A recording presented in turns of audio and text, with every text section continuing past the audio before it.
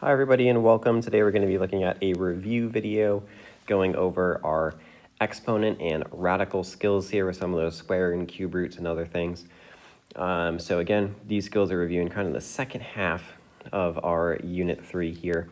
If you need some extra review with the first half of Unit 3, there is an additional video that's going up now. For some of us, it is going to be some homework, but for other classes it might be optional, just depending on if we're green or blue days.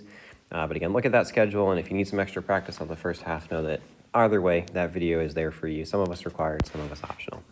So with that being said, we're going to jump in here, a quick recap of some of those skills and a reminder of how we can write these things both ways, either as exponents or as radicals. The number on top goes inside the radical, the number on the bottom goes outside. So 7 here, put our radical up over it, inside goes the 1, outside goes the 2. So that's our goal. We're not solving these things or going any further. We just want to write all of these questions inside of radicals and get a little bit of practice going back and forth between those forms.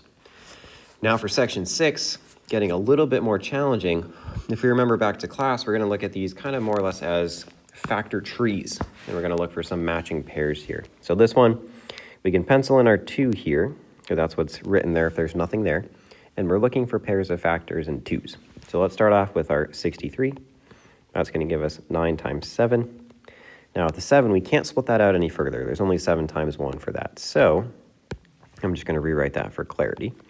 We need to look at the 9. What can we do for 9? Well, we can write 9 as 3 times 3. And if we look, we have our first pair. There are 2 3's. So what that allows us to do is to rewrite this as 3 on the outside because we have the pair. There's 2 of them. And then on the inside, we're going to keep the 7. Again, there is only 1 7, there is no pair, so therefore it stays on the inside. So that's our goal with all these numbers, is to break them out to simplify them. Additionally, if we're doing addition or subtraction and not multiplication, we can treat these radicals as like terms. So this question here, 5 is our like term, and we're just doing whatever's in front as its own separate question. So 4 minus 6 is our separate question. Well, 4 minus 6 is just negative 2. So put those 2 together, we get our final answer of negative 2 square root of 5.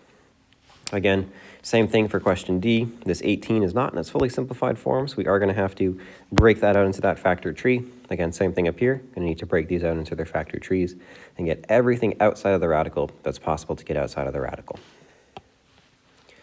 Next, looking at section 7, looking at some multiplication questions. So for our first one here, like we've done before, we're going to set up a box. This is a good review of 3.4. And again, setting it up just like we see it on the outside here. When we do this, we're going to be able to multiply box by box just like we've done in the past. So this box is 2 times 2. This box is 2 times root 5. This box is negative root 5 times 2. And then finally, last box, negative root 5 times positive root 5.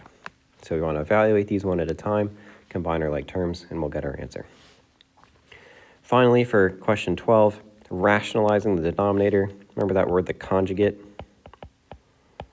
What that means is on the bottom here, we're going to be multiplying by 1 plus what's on the bottom.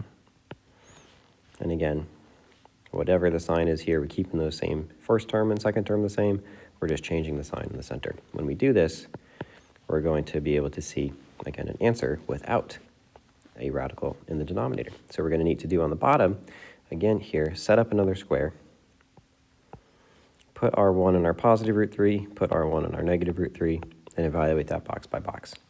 On the top, a little bit easier, we can just distribute our 12 in, and again, combine like terms where we have like terms. So 12 plus, I wrote that wrong there. So 12 times 1 is 12. 12 times root 3 is just 12 root 3. So that's our top. And on our bottom now, it's your job to go into our box here and evaluate each of these terms one by one.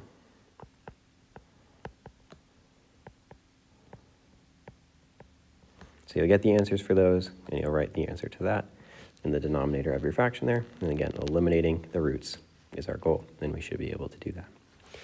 As always, any questions, feel free to reach out. This is a quick review of those skills in the second half of the unit. As a reminder, if you want more practice questions, I would recommend that. That is useful.